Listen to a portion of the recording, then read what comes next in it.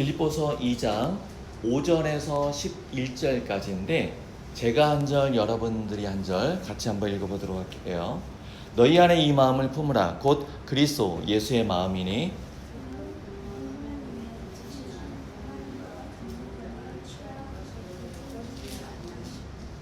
오히려 자기를 비워 종의 형체를 가지사 사람들과 같이 되셨고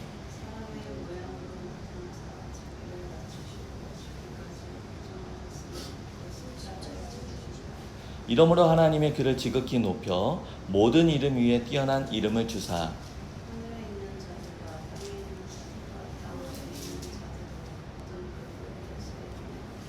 같이 11절 읽어볼까요? 모든 입으로 예수 그리스도를 주라 시인하여 하나님 아버지께 영광을 돌리게 하셨느니라. 아멘. 2장 5절 우리가 같이 읽었던 2장 5절은요 어떻게 시작하냐면 너희 안에 이 마음을 품으라. 어떤 마음이냐면 곧 그리스도 예수의 마음이라 라고 얘기했어요. 그러면 그리스도 예수의 마음을 왜 품으라고 했는지 그 이유가요 우리가 이미 살펴봤던 1장 27절에서 2장 4절까지 그 사이에 나와요. 오늘 우리가 같이 살펴볼 말씀 안에서 우리가 생각해 볼 수 있는 것이 뭐냐면 같이 한번 따라해 보겠습니다. 예수를 잘 믿는다는 것은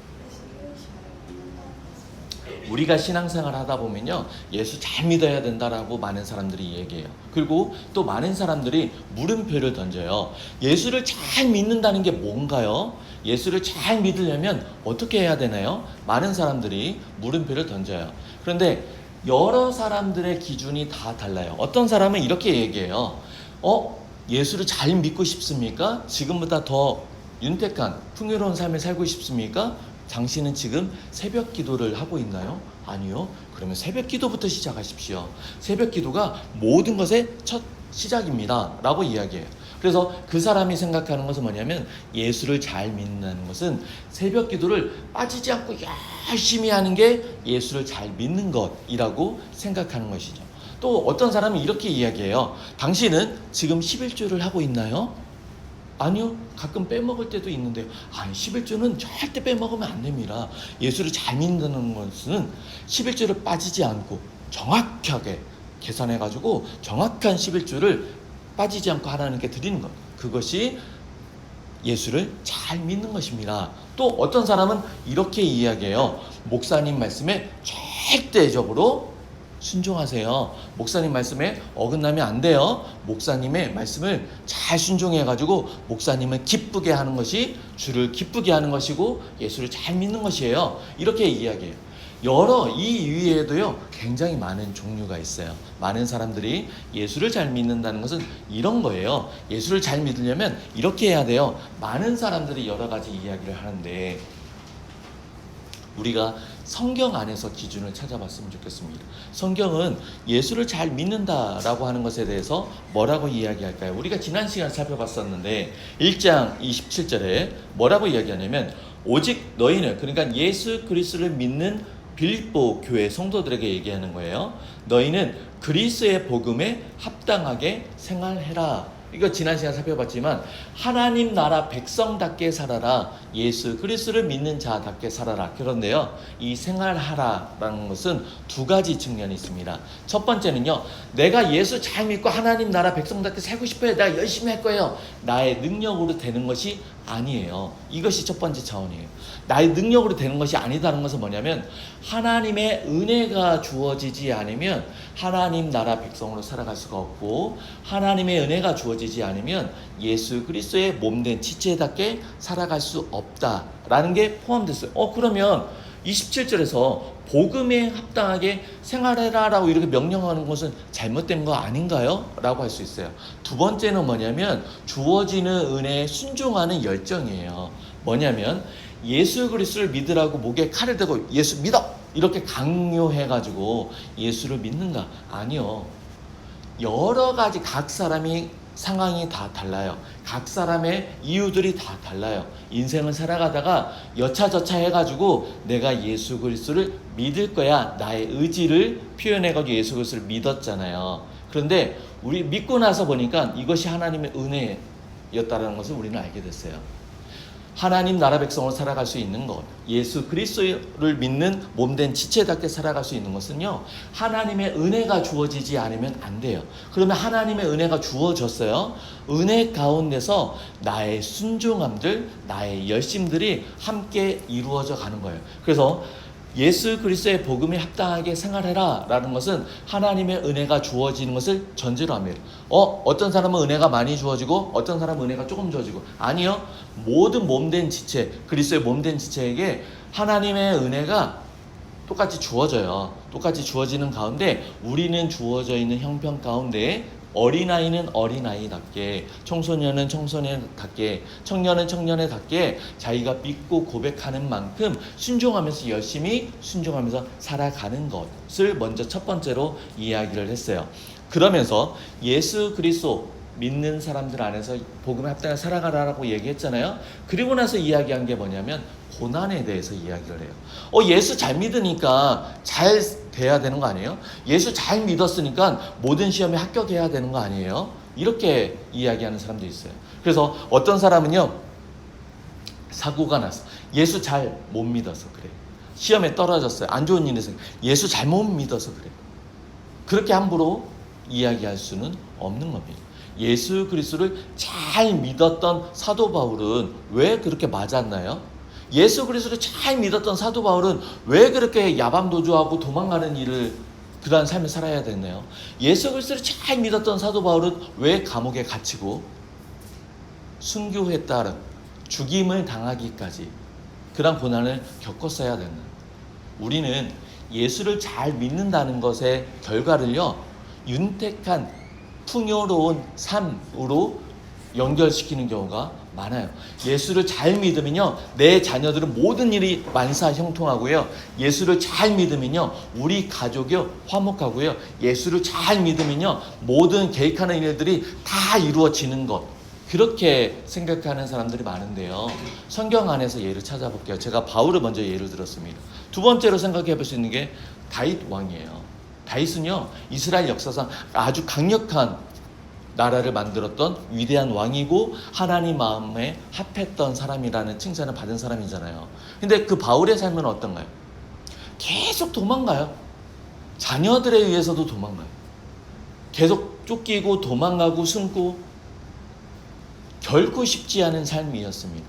우리 성경 안에서 보면요, 예수를 잘 믿어가지고 욥은요, 하나님이 몇 배로 채워주셨잖아요. 그 이전에 삶들을 생각해 봐야 돼요. 우리는 예수를 잘 믿는 것, 그러면 만사형통하는 것 아니에요. 예수를 잘 믿은 만큼요, 고난이 따라올 수 있다고요. 고난이 필수적으로 있다고요. 각 사람이 감당할 수 있는 만큼. 그래서 사도 바울이 내 삶에서 보고 있지 않냐, 너희들 안에 있는 거 당연한 거다 라고 이야기합니다.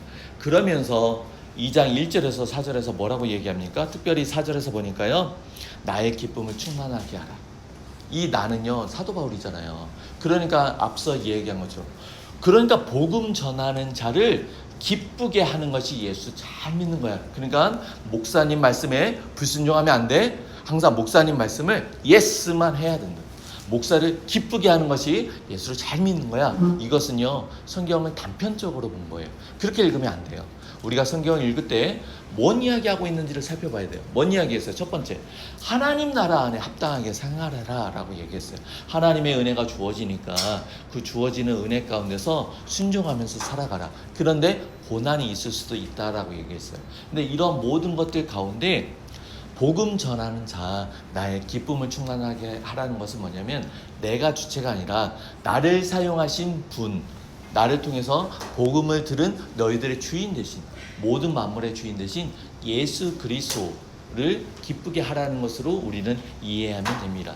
그러면 복음 전하는 자나 그 복음 전하는 사용하시는 주인이나 그 모든 하나님과 그의 종이 기뻐하는 것은 뭐냐면 2장 1절에서 4절에서 뭐라고 얘기해요? 그리스도 예수 안에서요, 권명과 위로가 있다라고 이야기합니다. 그리스도 예수 안에서 우리가 어떠한 형편과 어떠한 상황에 처해지든지 간에 권면과 위로가 있다라는 걸 전제로 하고요. 성령 하나님의 교제함들이 있다는, 우리가 나 홀로 있는 것 같지만 주의 몸된 지체들, 주님 예수 그리스도 안에서 형제요 자매된 지체들이 있다라고. 그래서 예배 공동체 안에서 사귐과 교제, 성령 하나님의 은혜를 누리는 가운데 그 은혜가 우리 안에 있다라는 것입니다. 세상에 버려지고 모든 사람들이 나를 외면한 것 같지만 그럼에도 불구하고 하나님의 긍휼하심과 하나님의 자비가 우리들의 삶 가운데, 우리들의 인생 가운데 있다라고 이야기합니다. 이러한 것들을 누리는 삶, 어떻게 해요? 그러니까 서로 다른 사람들을 높여주고요, 겸손하고 서로 사랑해주면서 하나 되기를 힘써라 라고 이야기합니다. 이것이 지난 시간에 살펴봤던 내용이에요. 그리고 나서 무슨 이야기가 나왔냐면 너희들 마음에 그러니까 이 마음을 품어라. 어떤 마음? 그리스도 예수의 마음. 그리스도 예수의 마음을 품으면 주를 기쁘시게 하고 복음 전하는 자가 주 안에서 기뻐할 수가 있고 하나님 나라 백성답게 살아갈 수가 있고 예수 그리스도의 몸된 지체답게 살아갑니다. 좀 다르게 얘기할까요? 예수 잘 믿는다는 것은 뭐냐면 그리스도 예수의 마음을 품는 거예요. 새벽 기도 중요합니다. 그리고요, 복음 전하는 목사의 말에 순종하는 것도 중요합니다. 그리고 우리가 가지고 있는 재물 가운데 하나님께 감사함으로 드리는 것 중요합니다. 그런데요, 새벽이라고 하는 그 시간 모여서 같이 기도하는 것, 이것 아니면 안 돼. 아니에요. 기도할 때요, 무엇을 기도하느냐가 중요해요. 지금까지 이야기했잖아요.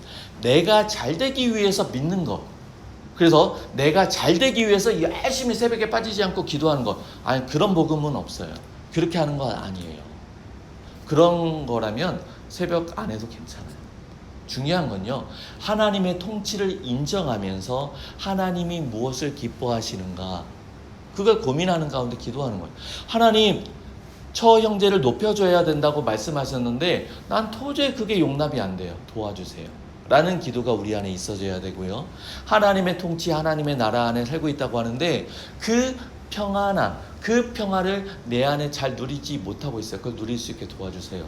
하나님의 나라를 누릴 수 있는 간절한 간구가 우리의 기도 가운데 있어야 맞아요. 그러한 기도 생활이 우리 안에 필요하다는 거죠. 그리고 어떤 사람은 뜨거운 찬양 아니면 뜨겁게 뭔가를 하는 것으로 얘기하는데, 우리는요 찬양을 뜨겁게 한다라고 얘기할 때 찬양의 대상이신 주님이 뜨겁게 찬양되어지고 있는 건지, 찬양하는 나가 주체가 돼서 내 감정이 뜨겁게 달구어지는 것에 포커스를 맞추고 있는지 우리는 분별할 필요가 있다는 겁니다. 그런 맥락에서 본다면 예수 잘 믿는다라고 이야기하는, 예수 잘 믿는 방법, 이런 것이 예수를 잘 믿는 것이다 라고 이야기하는 사람들이 굉장히 다양하게 얘기하는 상당수는요, 하나님 중심이 아니라 나 중심이라는 것을 우리는 발견하게 됩니다. 다른 사람들이 만들어낸 종교들과 다르게 하나님이 우리를 부르신 이 기독교, 예수 그리스도를 고백하는 이 복음 신앙 안에서 주체는요, 내가 아니라 하나님입니다. 내 감정과 내가 기쁜 것이 아니라 하나님을 기쁘시게 하는 것이 주된 것이 되어야 된다는 겁니다. 그래서 예수 잘 믿는 거 뭐라고요? 그리스도 예수의 마음을 품는 거래요. 예수 잘 믿는 방법, 그리스도 예수의 마음을 갖는 거예요. 왜 그런 이야기를 할까요? 6절에 2장 6절에서 예수님은 본래 하나님의 본체예요. 하나님과 똑같아요. 아버지 하나님의 밑에 2등급 아니에요. 아버지 하나님과 본질상 똑같은 분이에요. 하나님과 동등됨을 취할 것으로 여기지 아니하시고, 아까 2장 1절에서 4절을 살펴볼 때요, 나를 낮추고 상대편을 높이라고 했어요. 내가 뭔가가 부족하고 쟤는 잘났으니까 그 개념이 아니에요. 내가 더 잘난 것 같지만 그럼에도 불구하고 예수 그리스도로 인해서 나를 낮추고 상대편을 높이라는 이야기를 했거든요. 근데 그거의 한 예, 가장 좋은 예가 누구냐면 예수 그리스도예요. 예수 그리스도는요, 아버지 하나님과 본체예요. 아버지 하나님의 부하가 아니에요. 그런데 아버지 하나님과 똑같은 하나님이심에도 불구하고 동등됨을 취할 것으로 여기 낮아지셨어요. 겸손히 자기를 낮추셨어요. 그리고 7절에서 자기를 비워 종의 형체를 가지사 사람들과 같이 되어주셨어요. 얼마만큼 낮추셨냐면 우리로서는 도저히 이해할 수가 없어요. 마치 내가 찰흙으로 뭔가를 만든 다음에 내 자신을 찰흙과 똑같은 존재로 낮추는 것. 그래도 이해가 안 돼요. 하나님은 창조주예요. 예수님은 창조주예요. 우리를 지으신 창조주 하나님이세요. 그런데도 불구하고 창조주 하나님의 모든 것을 버리고 낮추셔서 어디까지요? 피조물 된 우리와 똑같이. 우리로서는 우리들의 인권 아니면 사람됨, 우리들의 어떠한 의식이 있을지는 모르지만 그래도 만물의 영장 뭐 이런 얘기를 할지는 모르지만 그래도 창조주 하나님에서 보면요, 창조주 하나님이 지은 피조물이란 말이에요. 그런데도 예수님은 이 피조물이 되기까지 낮아지셨어요. 왜요? 8절에 보니까 사람의 모양으로 나타나서 자기를 낮추시고 죽기까지 복종하셨으니 곧 십자가에 죽으심이라. 아버지 하나님의 어떠한 계획과 뜻에 대하여서 순종하셨어요. 아까 1장 27절부터 살펴봤잖아요. 하나님 나라 백성답게 살아라. 그리스도의 몸된 지체답게 살아라. 어떻게 해요? 주신 은혜. 그리고 그 말씀에 대해서 순종할 수 있는 은혜가 주어졌으니까 나의 열심으로 순종하면서 살아. 고난이 있고 핍박과 환난이 있어도 그렇게 살아가라. 나 힘드니까 다른 사람 섬겨주고 그런 거 어려워요. 아니, 고난 가운데 나를 낮추고 다른 사람을 높이는 것, 이것이 주를 기쁘시게 하는 것이다 라고 얘기했어요. 그래서 예수님은 어떻게 하셨어요? 하나님과 동등됨을 취할 것으로 여기지 않고 낮아지셨어요. 피조물과 같이 낮아지시고 아버지 하나님의 뜻에 죽기까지 순종하셨어요. 죽기까지 순종했다는 얘기는 뭐냐면 당신이 지은 피조물에 의해서 모욕을 당하고 당신이 지은 피조물에 의해서 죽임을 당하기까지 순종하셨다는 거예요. 생각을 해보세요. 내가 만든 찰흙이요, 나를 공격해요. 한번 툭 치면 다 부서진단 말이에요. 그런데 죽기까지 거기에 가만히 인내하셨다는 거예요. 왜요? 아버지 하나님의 뜻이 거기에 있기 때문에 그렇습니다. 9절에서 11절에서 무슨 이야기를 하냐면 그 결과 하나님이 그를, 예수님을요, 지극히 높여 모든 이름 위에 뛰어난 이름을 주셨습니다. 하늘에 있는 자들과 땅에 있는 자들과 땅 아래에 있는 자들로 모든 무릎을 예수의 이름에 꿇게 하시고 모든 입으로 예수 그리스도를 주라 시인하여 하나님 아버지께 영광을 돌리게 하셨다라고 얘기합니다. 2장 5절에서 11절에 있는 이야기는요, 먼저 첫 번째, 이미 일어난 사건. 예수님이요, 하나님과 동등됨을 취하지 않고 낮아지게 이 땅에 오셨어요. 그리고 죽기까지 순종하셨어요. 그리고 죽으셨어요. 이건 이미 일어난 사건이에요. 그래서 지금 그 결과, 지금 예수님은요, 아버지 하나님이 모든 이름 위에 뛰어난 이름을 주셨어요. 그래서 모든 만물의 머리 되신 예수님은요, 하늘 보좌 우편에서 지금 만물을 다스리고 계세요. 주님 다시 오실 때, 이 세상이 끝난다고 하는 때, 그 하나님의 심판이 있을 때, 그때 다시 오실 거예요. 그때까지 하늘 보좌 우편에 계실 거예요. 그런데 주님 예수 그리스도 다시 오실 때 어떤 일이 일어났냐면 10절과 11절, 하늘과 땅에 있는 모든, 눈에 보이는 것과 보이지 않는 모든 존재들이요, 예수를 주로 시인한대요. 모든 무릎을 예수 그리스도께 무릎을 꿇는. 그러면 모든 만물이 예수님을 믿는 건가요? 아니요. 그걸 이야기하는 건 아니고요. 예수님의 주 왕 되심을 이야기하는 거예요.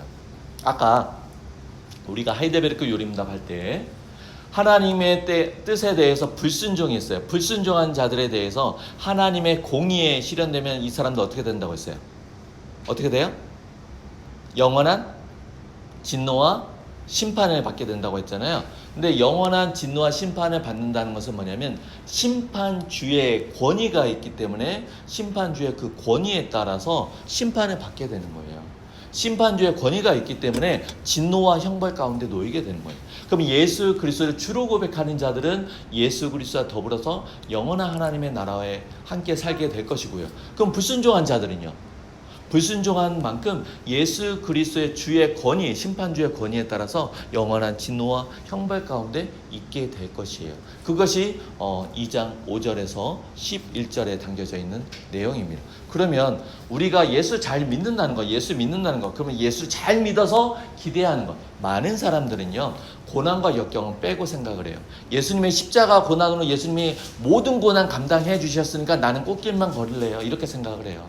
하지만 예수님은요, 제자들을 부르시면서, 당신이 택하신 자들을 부르시면서 십자가의 삶을 이야기하셨고요. 제자들은요, 사도들은요, 복음을 전하면서 고난과 역경과 환난이 있음에 대해서 이야기를 했어요. 그럼 우리가 예수 그리스도를 잘 믿는데요, 우린 정말 예수님을 잘 믿기 위해서 열심히 달려갔는데요, 왜 이렇게 어렵고 힘들죠? 잘 믿고 있으니까 그래요. 그러면 우리는 어렵고 힘들 때 어떻게 할까요?